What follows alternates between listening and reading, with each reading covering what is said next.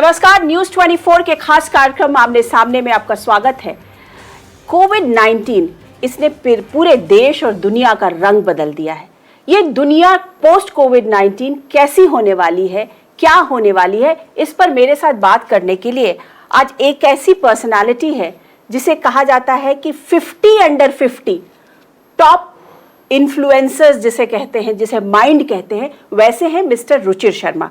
रुचिर शर्मा के बारे में आपको मैं बता दूं कि रुचिर शर्मा वैसे तो मॉर्गन स्टैनली बैंक के इन्वेस्टमेंट के मैनेजिंग डायरेक्टर हैं वर्ल्ड वाइड, लेकिन इसके साथ साथ वो एक राइटर हैं और मैं उन्हें एक political analyst, political oblique economic analyst की तरह से देखती हूँ। रुचिर, आपका बहुत बहुत स्वागत है मेरे शो में। मेरा सबसे पहला आपसे जो सवाल है वो यही है कि क्या कोविड-19 के बाद पूरी दुनिया का रंग जो है वो बदल जाएगा, वो रंग बदरंग हो जाएगा?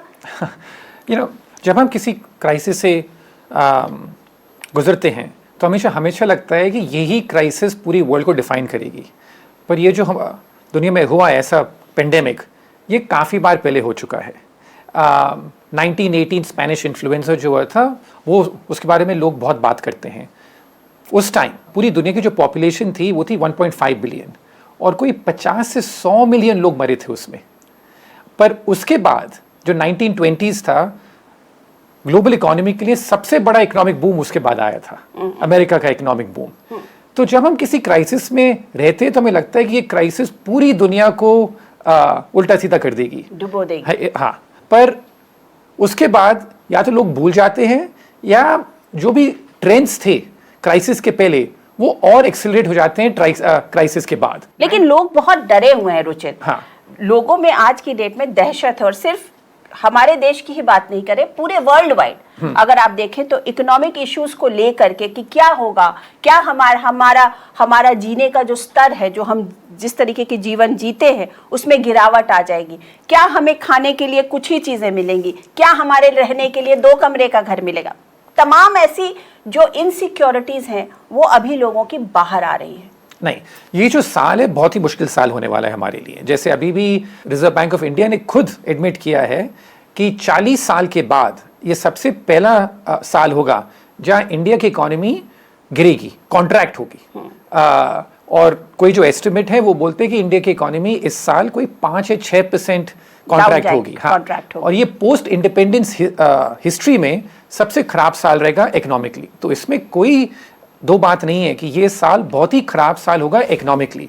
पर मेरा ये कहना है कि ये सुनना कि एक साल की वजह से पूरी दुनिया चेंज हो जाएगी, इस बात से मैं ना तो सहमत हूं, और अगर आप इतिहास देखेंगे उससे कोई इंडिकेशन नहीं मिलता कि एक साल की वजह से सब कुछ चेंज हो जाएगा। तो डर है, ये मैं खुद मानता हूं और मुझे मालूम है कि सब जगह डर है, पर इसमें भी थोड़ा बहुत सा मुझे लगता है चेंज आ रहा है। लाइन थी ना, डर के आगे जीत है। डर के आगे जीत है। और एक और लाइन है जो अमेरिका के बहुत फेमस प्रेसिडेंट थे FDR, उन्होंने कहा था, ग्रेट डिप्रेशन जो हुआ था अमेरिका में 1932, उसके बाद उन्होंने कहा था there is nothing to fear more than fear itself. तो मुझे लगता है कि वही स्ट्रैटेजी अब हमारे इंडियन पॉलिटिकल लीडर्स को अडॉप्ट करनी पड़ेगी कि जब 2 महीने पहले उन्होंने लॉकडाउन की तरफ स्ट्रैटेजी अपनाई थी, उस टाइम आप आर्ग्यू कर सकते हो कि कुछ डर का माहौल बनाना था, जैसे लोग समझें कि कितनी गंभीर स्थिति है और घर में रहना चाहिए लोगों को। पर मुझे लगता है कि अब ये बदलने का टाइम आ गया है। आप कह रहे हैं बदलने का टाइम तो आ गया, लेकिन अगर कोविड के राइज को देखिए इंडिया में तो ये 10 दिन में डबल हो जा रहा है। आज हमारे पास 1,20,000, 18,000, 20,000 के करीब हो गए हैं, जो कि जिन्हें की टेस्टिंग के बाद जो समझ में आ रहे हैं। बहुत ज्यादा ऐसे भी लोग हो सकते हैं जिनकी टेस्टिंग नहीं हुई है और वो भी हो। एक तरफ तो ये है कि आपको बाहर निकलना चाहिए, डर के आगे जीत है, और दूसरी तरफ ये है कि ये और बढ़ रहा है। नहीं, पर इसमें आप 2 चीज देखिए। एक तो सबसे इंपॉर्टेंट जो रहता है आंकड़ा, वो होता है आपकी डेथ रेट क्या है। इंडिया की जो फेटली रेट है वो अभी तक है कि कोई 10 लाख लोगों में सिर्फ 3 लोग इसकी वजह से मर रहे ना। मैं सिर्फ बोल रहा हूँ, ये मतलब इसलिए कि मतलब कोई भी हर किसी का मरना बहुत खराब बात है, पर ये रेट बहुत लो है। अगर आप पूरी दुनिया में देखें, ये among the lowest growth rates है। तो हमारी पॉपुलेशन इतनी है कि अगर ये बढ़ेंगे 5-6 हज़ार हर दिन जैसे अभी बढ़ रहे हैं, ये ग्लोबल बेसिस पे हमारी पॉपुलेशन है उसके कंपैरिजन में कम है। ये बहुत ही कम रेट है। तो इसको हमें उस नजरिए से देखना है। आपको क्या लगता है कि हमें सब चीजों को देखने का अपना नजरिया ही बदलना चाहिए? क्योंकि unless and until we have the confidence कि we can come out of it, how do we come out of it? हाँ, और मतलब दो बात और हैं। एक है कि अगर आप इसी डर से रहोगे तो और क्या नुकसान हो रहा है आपका। जैसे अगर आप देखेंगे ये पूरी जो माइग्रेंट क्राइसिस है, गरीब लोग हैं, इनके पास कोई चारा नहीं है कि वो कहाँ से पैसे लाएंगे, तो और क्या डैमेज हो रहा है इसकी वजह से, हमें वो भी देखना पड़ेगा, आपको इक्वेट करना पड़ेगा। मतलब लेकिन आपने माइग्रेंट्स की बात की रुचि, तो ये देखा गया और ये बहुत ही भयावह और बहुत दुखद स्थिति रही है जिस तरीके से हम लोगों ने माइग्रेंट्स को देखा। क्या आपको लगता है कि हम लोग, हमारी सरकार, हमारी सोसाइटी इसको बेहतर तरीके से हैंडल कर सकती थी? देखिए, ये मतलब इस देश में जब 100 मिलियन से ऊपर माइग्रेंट हैं, 10 करोड़ से ऊपर, राइट, माइग्रेंट वर्कर है, आप कुछ भी कर लेते तो ये लॉकडाउन की वजह से ऐसा ही तो होना ही था। तो मुझे लगता है हाँ, ये हमेशा हम बोल सकते हैं कि सरकार ये कर सकती है, सरकार वो कर सकती है, पर मुझे लगता है कि अगर इसमें अगर किसी का दोष है, देखा गया और देशों में देखा गया, चाहे वो अमेरिका ले लीजिए, इंग्लैंड ले लीजिए, हर जगह पर जो ये वर्कर्स थे, वर्कर क्लास जिसे कहते हैं, उनके खातों में पैसे गए। यहाँ भी दिया गया, फार्मर्स को दिया गया और गरीब तबके के लोग बिलो द पॉवर्टी लाइन को दिया गया, लेकिन शायद वो उतना पैसा नहीं था। लेकिन जो ये क्लास थी जो कि आपकी एमएसएमई की जिसे कह सकते हैं बैकबोन थी, इसको कहीं इग्नोर कर दिया गया। नहीं, पर देखिए अनुराधा जी, हम ये तुलना उन देशों के साथ नहीं कर सकते क्योंकि वो अमीर देश हैं, उनके पास बहुत सारा पैसा है। जब हम इस क्राइसिस के पहले भी अगर देखिए, जो हमारा फिस्कल डेफिसिट था, जो हमारा डेट लेवल था, वो दुनिया के सबसे ज्यादा था। तो उसके ऊपर और बोरोइंग करना और डेट लेना बहुत ही खतरनाक स्ट्रैटेजी हो सकती थी। उसकी वजह से जो आपका रुपी जो है वो बहुत गिर सकता था और इन्फ्लेशन भी मतलब बढ़ सकता है अगर आप कुछ करें। तो जो सरकार ने किया, जो 20 लाख करोड़ का पैकेज लेके आए, उसको आप इंडोर्स करते हैं कि ये सही स्ट्रैटेजी थी उनकी? नहीं, मैं ये बात का मतलब इंडोर्स करता हूं कि हम रियलिटी से देखना पड़ता है। ये अगर हमारे पास पैसे नहीं है, सरकार के पास पैसे नहीं है, तो वो कहां से पैसे लाएगी? अब हम यहाँ सोचते रहते हैं कि अरे सरकार को ये करना चाहिए, सरकार को वो करना चाहिए, पर हम ये सोचते हैं कि पैसे कहाँ हैं। लेकिन हमारे देश के फॉर्मर आरबीआई के गवर्नर रहे हैं रघुराम राजन, उन्होंने ये कहा कि हम इनको देख सकते थे, अगर थोड़ा बहुत डेफिसिट होता भी हमारे तो भी क्या हो जाता। लेकिन क्योंकि ये हमारी बैकबोन थे, इसलिए अगर हम इनको देखते, इनको संभाल के रखते, इनको हम अगर पैसे दे देते कि ये 2-3 महीने अपनी जिंदगी को ठीक से चला सके, तो शायद इस तरीके का माइग्रेशन नहीं होता। क्योंकि अब जो प्रॉब्लम आने वाली है वो तो प्रॉब्लम एमएसएमई सेक्टर को आने वाली है, क्योंकि वर्कर्स नहीं मिलेंगे। हाँ, पर देखिए, फाइनेंस मिनिस्टर उन्होंने खुद कहा कि हमारे पास डेटा भी नहीं है कि माइग्रेंट वर्कर कहाँ पर हैं, कहाँ से आए, कहाँ रहते हैं और कहाँ जा रहे हैं। तो ये सब जो एडवाइस आती है, ये मुझे लगता है ये मतलब डेवलप्ड कंट्री के एग्जैक्टली पर्सपेक्टिव से आती है, और जो इमर्जिंग मार्केट में हो रहा है, जो हमारी डेवलपिंग कंट्री है, उसके पर्सपेक्टिव से नहीं आती। तो अगर इमर्जिंग मार्केट्स की ही बात करें, तो अगर आप इमर्जिंग मार्केट्स को ले लें, ब्राजील को ले लें, आप इंडोनेशिया को ले लें, आप थाईलैंड को ले लें, कोरिया को ले लें। मुझे याद है आपकी किताब आई थी ब्रेकआउट नेशंस, उसमें आपने कोरियन मॉडल की बात की थी। उस समय आपने 6 कंट्रीज की बात की थी कि उनमें से जो सरवाइव करेगा वही फिटेस्ट होगा। आपके हिसाब से when now you look back, आपकी वो किताब शायद 2012 में आई थी। बिल्कुल। तो 2012 के बाद से आज 8 साल के बाद आपको क्या लग रहा है कि इनमें से जो आपने इमर्जिंग मार्केट्स की बात की थी, ऐसे कौन से देश रहा जिसने एक्चुअली ब्रेकआउट किया और वो स्टैंड किया? हाँ बिल्कुल। तो उस किताब में मैंने ये लिखा था कि अगर आप उस टाइम बहुत हाइप था इंडिया के बारे में, ब्राज़ील, रशिया और ये सब देशों के बारे में, उस किताब में मैंने कहा था कि ये हाइप बहुत ज़्यादा है, और अगर दुनिया में देखें सबसे ट्रू ब्रेकआउट नेशन अमेरिका है। ये मैंने बात कही थी 2012 में। अगर मैं देखूं 8 साल बाद, तो मेरी सिर्फ एक रिग्रेट है कि मैंने उस एडवाइस पे और इन्वेस्ट नहीं किया क्योंकि अगर आप देखिए पिछले 10 साल में सिर्फ अमेरिकन मार्केट ने आपको अच्छा रिटर्न दिया है। इंडिया, ब्राजील, इन मार्केट्स ने आपको कुछ रिटर्न नहीं दिया है। तो जो मैं किताब में लिखूं और जो हम एक्चुअली करें उसमें भी कभी कभी डिफरेंस रहता है, तो मेरा ये रिग्रेट रहता है। पर मैं आपकी एक बात पे वापस जाऊंगा। आप देखते हो कि और देशों ने क्या किया और उससे हम क्या सीख सकते हैं। तो मेरा हमेशा पहले दिन से ये कहना था कि इस कंट्री में ऐसा स्ट्रिक्ट लॉकडाउन करना बिल्कुल फीजिबल नहीं था, क्योंकि इस कंट्री में हमारे पास ना तो वेलफेयर स्टेट है, पैसे भी नहीं है इस चीज को संभालने के लिए। तो आपने और देशों की बात करी, इंडोनेशिया, ब्राजील, टर्की, कोई भी ऐसा इमर्जिंग मार्केट नहीं है जिसने ऐसा स्ट्रिक्ट लॉकडाउन किया जो इंडिया ने किया। तो ये हमें भी सोचना पड़ता है कि जो हमने लॉकडाउन किया था वो was the strictest lockdown in the world, कि कोई भी देश यूरोप में भी ऐसा स्ट्रिक्ट लॉकडाउन नहीं किया था जैसे इंडिया ने किया था। पर उसका एक फ्लिप साइड भी तो हो सकता है कि हो सकता है वो लॉकडाउन किया इसीलिए हमारे यहाँ की डेथ रेट भी कम है, इसीलिए उस कंपैरिजन में हमारे यहाँ पैंडेमिक फैला नहीं, ये भी तो कह सकते हैं। हो सकता है, पर अगर ये हमेशा ट्रेड ऑफ की बात रहती है कि आपने बिल्कुल सही बोला कि उसकी वजह से डेथ रेट हमारी कम रही है।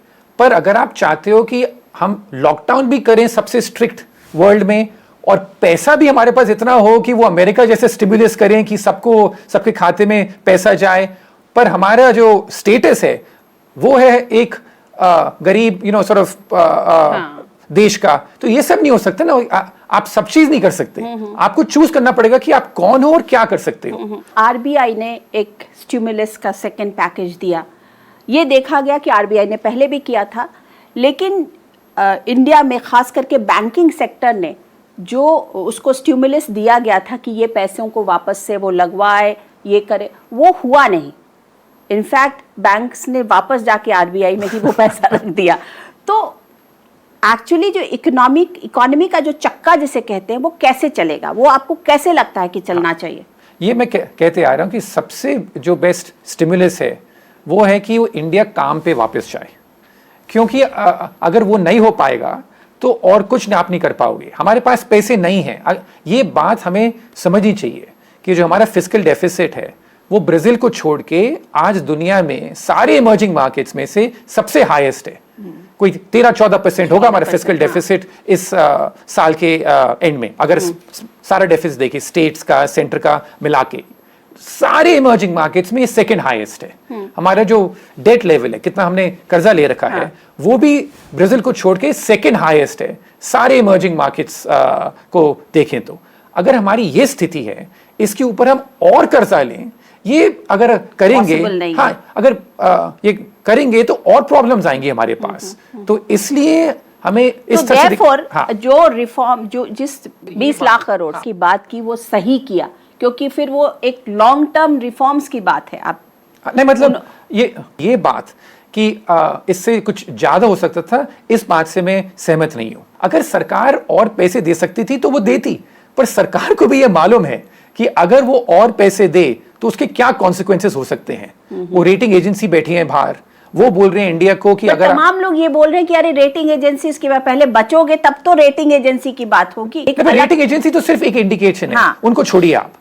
पर मैं ये बोल सकता हूं कि अगर आप और स्टिमुलस करोगे इसके ऊपर तो आपका इसका क्या कॉन्सिक्वेंस होएगा दोनों रुपी पर और इन्फ्लेशन पर।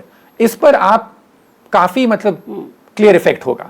अगर आप उसके साथ रह सकते हैं तो करिए और स्टिमुलस। जो आरबीआई ने किया उसको आप कैसे देख रहे हैं? वो सही आरबीआई ने तो फिर से मोरेटोरियम दिया और एक रियलिस्टिक पिक्चर पेश किया। आरबीआई कर रही है जो उसकी क्षमता है इन टर्म्स ऑफ ज्यादा लोन गारंटीज देना, क्रेडिट गारंटीज देना। अगर देखें तो और देशों के और इमर्जिंग मार्केट्स के कंपैरिजन में जो आरबीआई कर रही है ज्यादा है इनफैक्ट। अच्छा, इन टर्म्स ऑफ अगर आप देखें इस पैंडेमिक से गुजरने के बाद आपको क्या लगता है कि कौन सा नेशन फिर से ब्रेकआउट करेगा? क्योंकि हमारा देश आत्मनिर्भर भारत की बात कर रहा है, हम मेक इन इंडिया से आत्मनिर्भर भारत की बात कर रहे हैं। चाइना और अमेरिका में इतना टेंशन चल रहा है, झगड़े चल रहे हैं, तो वो जिसे कहते हैं कि ब्रेकआउट, क्या लगता है कि इस पैंडेमिक के बाद भी अमेरिका ही सुपर स्टार रहेगा? हाँ देखो, अभी तो यही लगता है, क्योंकि अगर आप इसमें देखें क्राइसिस में और उनका मार्केट भी देखें तो सबसे कम उनका मार्केट ही गिरा है। और उनकी करेंसी देखें, डॉलर, तो आज दुनिया में सबसे स्ट्रॉन्ग करेंसी जो है वो डॉलर ही है।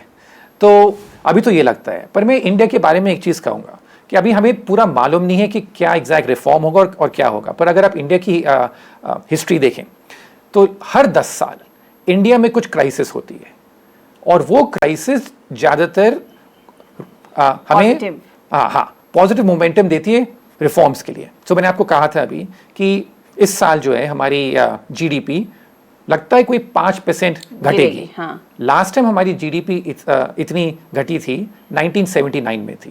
फिर 1980 में सबसे पहली बार इंडिया ने अपना रिफॉर्म का सिलसिला शुरू किया था और आईएमएफ के पास गए थे। फिर वापस 1990 में हमारे पास क्राइसिस आई। हाँ। वापस हम फिर और उस टाइम के रिफॉर्म्स तो सबके बारे में सबको मालूम है कि सबसे सिग्निफिकेंट रिफॉर्म 1991 में हुए थे। फिर आपको याद होगा कि 2000 में भी ग्लोबली जो पूरा टेक का बूम चला था वो पूरा बस्ट हो गया था। हाँ, exactly. उसके बाद भी 2001-2002 में थोड़े बहुत रिफॉर्म्स हम लाए थे। फिर वापस 2008-2009 में क्राइसिस आई थी, पर उसमें ग्लोबल क्राइसिस थी, इंडिया को उसने इतना इफेक्ट नहीं करा था। पर 2012 में इन्फ्लेशन बहुत बड़ा हुआ था, उसके बाद भी थोड़ा रिफॉर्म हुआ था। तो हर 10 साल अगर देखें ये पैटर्न है इंडिया का कि कुछ ना कुछ क्राइसिस होती है और उसके बाद रिफॉर्म का प्रोसेस होता है, और फिर वो हमें अगले 5-10 साल चला देता है। तो मेरी अभी तक यही होप है कि ये होगी, पर ये अभी मिक्स सिग्नल आ रहे हैं इसकी वजह से। लोग कह रहे हैं कि आत्मनिर्भर भारत में, चाइना में और इधर उधर जो बहुत सारे, खास करके चाइना से बहुत बिजनेसेस उठ के इंडिया आएंगे। क्या आपको लगता है कि चाइना से बहुत सारे बिजनेस उठ के lock stock and barrel India आएंगे? नहीं, ये बहुत ही मुश्किल बात रहती है, क्योंकि आप देखिए कि चाइना का मार्केट बहुत बड़ा है और वहाँ से लोगों को पूरा कटना भी नामुमकिन है। पर फिर भी ये सब हो रहा है। वियतनाम, बांग्लादेश, कंबोडिया, यहाँ पर फैक्ट्रीज जारी हैं। पर इस जो गेम है कि चाइना से हम कैसे ज़्यादा फैक्ट्रीज लें, बिजनेस लें, अब ये सारे देश खेल रहे हैं। मैं इंडोनेशिया के फाइनेंस मिनिस्टर से बात कर रहा था, उनकी भी पूरी स्ट्रैटेजी इस पे लगी हुई है। तो हमें 2 चीज़ देखनी पड़ेंगी। एक कि सारे देश जो हैं इस रीजन में वही स्ट्रैटेजी अपना रहे हैं, तो कंपटीशन काफ़ी है। और दूसरा सबसे है कि यहाँ पर देखना है कि अगर सबसे पहली बात है कि अपने डोमेस्टिक बिजनेसेस को आप खुश रखिए।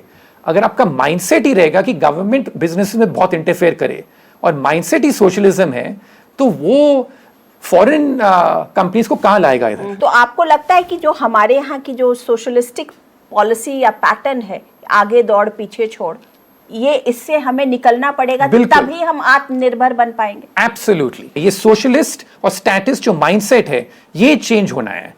जब तक ये चेंज नहीं होगा, ना तो आपके डोमेस्टिक बिजनेसेस यहाँ रहेंगे और ना फॉरेन बिजनेसेस आएंगे। वो माइंडसेट जब चेंज होगा तो होगा। आत्मनिर्भर भारत की बात कर रहे हैं, तो आप आत्मनिर्भर भारत कैसे देखते हो?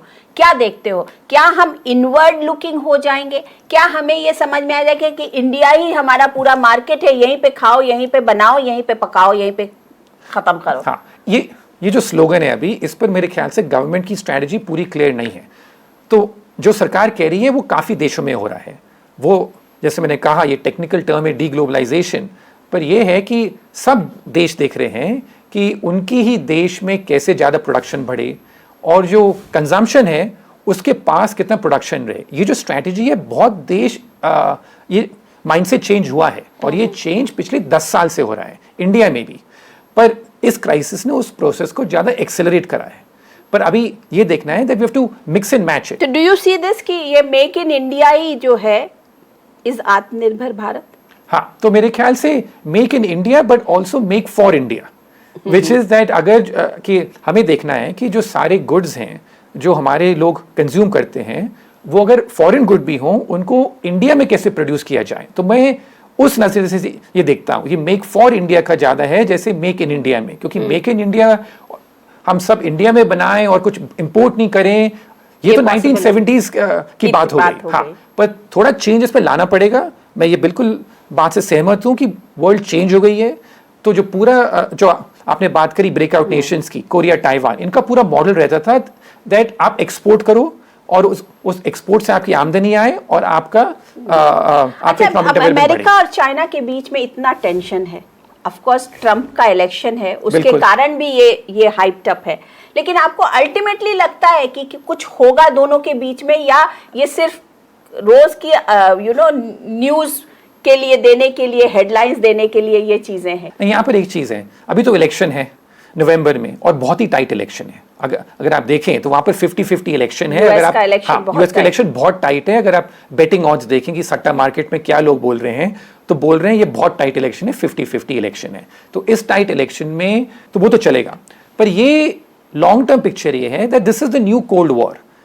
1950 से लेके 1989 तक यूएस और रशिया के बीच में जो कोल्ड वॉर थी, अब वो यूएस और चाइना के बीच में है। ये तो चलिए ठीक है, उनके दोनों के बीच में कोल्ड वॉर होता रहा है, कोई प्रॉब्लम नहीं है, लेकिन क्या आपको लगता है कि इस कोल्ड वॉर में कहीं ना कहीं इंडिया यूज या मिसयूज तो नहीं हो जाएगा? एक चीज हमारी सरकार को सोचनी चाहिए कि हम किस किस नेबर से क्या रिलेशंस करें, क्योंकि अभी काफ़ी नेबर्स के साथ हम काफ़ी टेंशन है हमारा, तो ये सोचना पड़ेगा। क्योंकि अगर आप इकोनॉमिक्स पर भी जाएं तो इंडिया का सबसे बड़ा वीक पॉइंट ये रहा है कि जो ट्रेड है हमारे रीजन में, साउथ एशिया में, ये दुनिया भर में सबसे लोएस्ट ट्रेड होता है। हाँ। साउथ एशिया के अंडर। हाँ। तो ये बहुत ही नेगेटिव फोर्स रहा है हमारे डेवलपमेंट में। तो हमें सोचना पड़ेगा कि हमारी स्ट्रैटेजी क्या है। रोज के रोज अगर हम नैरेटिव चलाएं, कभी एक दिन पाकिस्तान के खिलाफ, कभी एक दिन चाइना के खिलाफ, कभी नेपाल के खिलाफ, कभी बांग्लादेश से हो जाता है जैसे हुआ था इसके पहले, ये स्ट्रैटेजी मेरे ख्याल से सही नहीं होगी। हमें सोचना पड़ेगा कि कौन से नेबर्स के साथ हम क्या रिलेशनशिप करें। And to the extent that India की तो बहुत लॉन्ग हिस्ट्री है न्यूट्रल रहने के लिए, तो हमें वापस सोचना पड़ेगा कि हम कैसे इसमें न्यूट्रल रहें पर नेबर्स के साथ बेटर रिलेशंस हो। हमें इस माइंडसेट का भी चेंज आना पड़ेगा, क्योंकि अगर हम हर नेबर से बैड रिलेशनशिप होगा तो इसमें काफ़ी प्रॉब्लम रहेगी इंडिया के लिए इकोनॉमिकली की भी। क्योंकि अगर आप एशिया में देखें, साउथ ईस्ट एशिया में जब इतना ग्रोथ हुआ था, बहुत ही अच्छे ट्रेड रिलेशनशिप्स थे, सिंगापुर, इंडोनेशिया, आज तक बहुत ही स्ट्रॉन्ग ट्रेड लिंक्स हैं। ये जो हाइपर नेशनलिज्म का जो टाइम आ गया और पूरे वर्ल्ड में इनवर्ड लुकिंग, ये हमारी कैसी दुनिया बनेगी? हाँ। अगर पूरी दुनिया में आप देखें तो नेशनलिस्ट लीडर्स वो उभर के आ रहे हैं हर पूरी जगह पे, और पूरी जनता भी उनको सपोर्ट कर रही है। तो ऐसा नहीं है कि वो बिना सपोर्ट के हैं, उनको देश की जनता सपोर्ट कर रही है।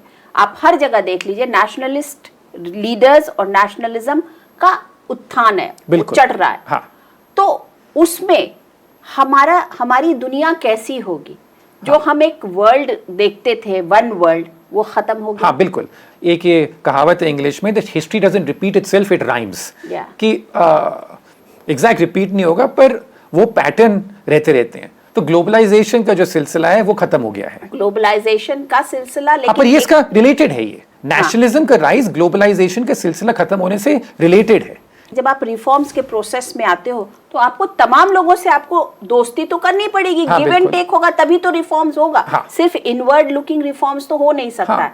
तो उसमें अगर जब हम इस तरीके के नेशनलिज्म के प्रोसेस से गुजर रहे हैं और हाइपर नेशनलिज्म हर स्टेट, हर कंट्री कर रहा हो, तो उसमें हम कौन सा रिफॉर्म कर पाएंगे? नहीं, पर तो इसलिए मैंने कहा कि सबसे इंपॉर्टेंट रिफॉर्म जो इंडिया को करना है वो जो डोमेस्टिक बिजनेस है, हमारा एटीट्यूड चेंज करना है। ये कि सारे डोमेस्टिक बिजनेस चोर हैं या सारे डोमेस्टिक बिजनेस करप्ट हैं और उनको कैसे रेगुलेट किया जाए, ये माइंडसेट चेंज करना है। तो अगर आपको इनवर्ड लुकिंग होना है तो आपको ये भी सोचना है कि जो हमारे डोमेस्टिक बिजनेस हैं, जो जॉब्स क्रिएट करते हैं, जो नौकरी देते हैं और जो इतना सारा पूरा चक्का चलाते हैं, उनको क्या किया जाए। और अगर आप उनसे पूछेंगे तो सबसे नंबर 1 चीज वो बोलेंगे कि जो गवर्नमेंट के जो इंटरफेरेंस है वो बहुत है और आप उसको कम करिए।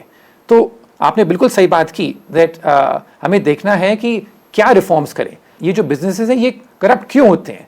मेरा मानना है ये काफ़ी करप्ट इसलिए होते हैं क्योंकि आप ऐसे रेगुलेशन लगाते हो कि अगर आपको बिजनेस करनी हो तो वो कर ही नहीं पाओगे। तो आप उसको कैसे चेंज करो? So I think that is the single most important reforms जो हमें करने हैं।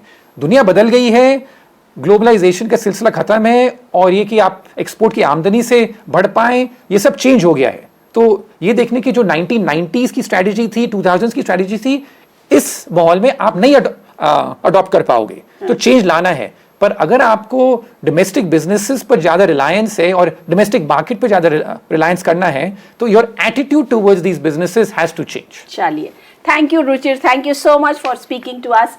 तो ये थे रुचिर शर्मा मेरे साथ आमने सामने में। मैं अनुराधा प्रसाद किसी और पर्सनालिटी के साथ आपसे फिर मिलती हूँ, तब तक के लिए नमस्कार।